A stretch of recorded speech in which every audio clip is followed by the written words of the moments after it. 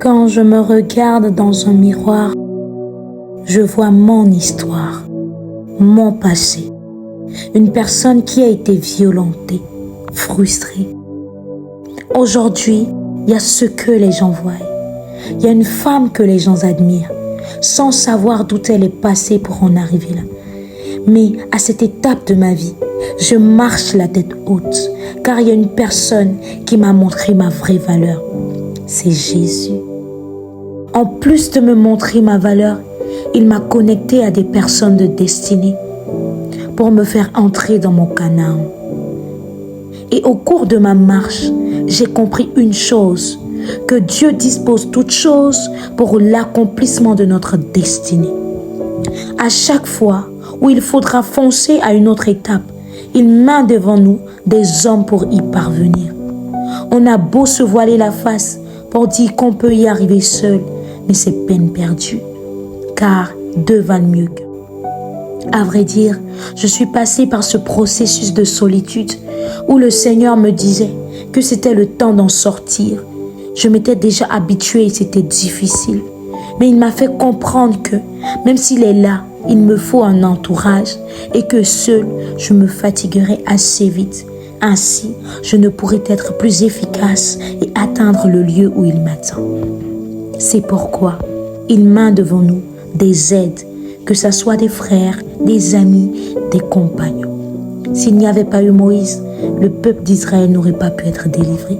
S'il n'y avait pas eu Naomi, Ruth n'aurait pas pu rencontrer Boaz. S'il n'y avait pas eu Esther, il n'y aurait pas eu bouleversement. Ainsi de suite. S'il n'y avait pas eu le serviteur Guy Paterne, je n'aurais pas pu rencontrer ses frères aujourd'hui. Et il n'y aurait pas eu une femme, une histoire, ni eux, son déroulement.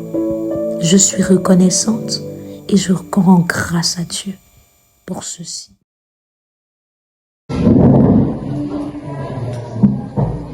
Déjà, je suis heureuse de vous voir, voilà. Et je ne le dis pas tout le temps, mais vous êtes des personnes qui me motivent beaucoup.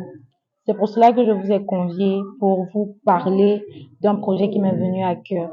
Et je souhaiterais, comme, en fait, je respecte beaucoup l'onction qui est sur vous. Après vous avoir parlé de ce projet, je souhaiterais que vous y bénissiez, si je peux le dire ainsi. Donc déjà, c'est un projet de femme, voilà. Il y a une histoire, bon, je suis passée par des choses, tellement de trucs.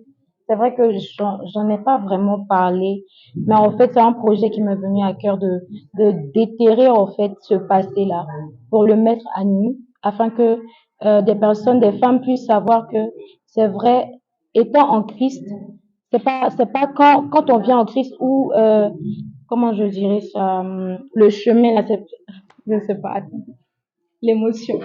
En fait, pour raconter, pour expliquer à ces femmes-là que pour quitter à un point A pour venir à un point B, il y a des choses par lesquelles on passe et que vraiment, au travers de ça, Dieu nous prend et il fait de nous de nouvelles personnes.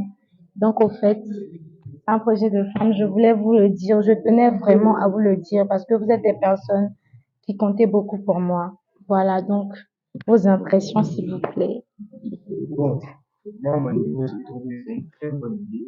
C'est quelque chose qui est déjà à saluer.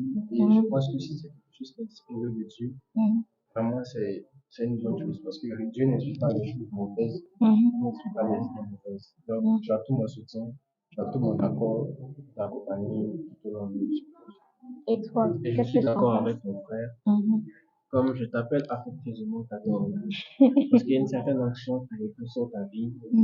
Et cette onction-là fait que tu arrives à te distinguer d'autres personnes, tu arrives à te distinguer du monde. Et je crois que si Dieu t'a inspiré ce projet-là, parce que ça sera aussi un projet distingué. Alors la seule chose que je peux te dire, c'est vraiment de persévérer. Parce que ça ne sera pas forcément rose, mais si c'est Dieu qui a dit, ça sera effectivement fait. Alors, garde la force, garde la foi. Et nous, on est là, comme l'a dit mon frère, J'avais vraiment besoin de ça. Ouais, nous sommes de tout cœur avec toi. Tu as besoin de quelque chose, que ce soit matériel, spirituel. Nous sommes tous plus à toi.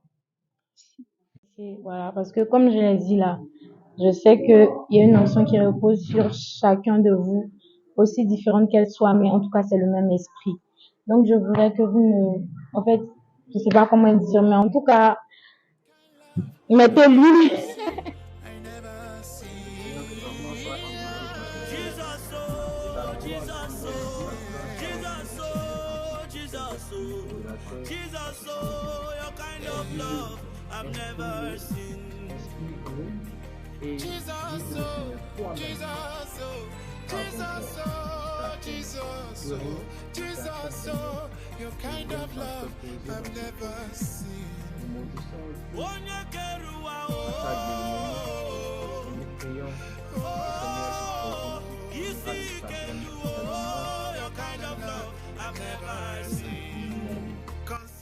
Ça fait du bien.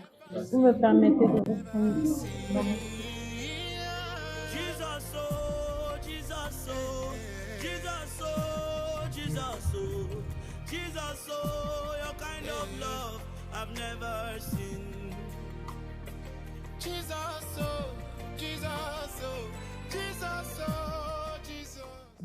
Vous recevrez une puissance, le Saint-Esprit, et vous serez mes témoins.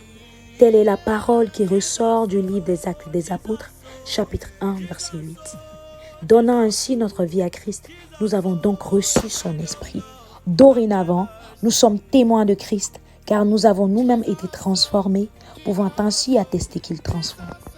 L'Esprit de Dieu étant le consolateur par excellence, a pu sécher toutes les frustrations que nous avons reçues dans le passé.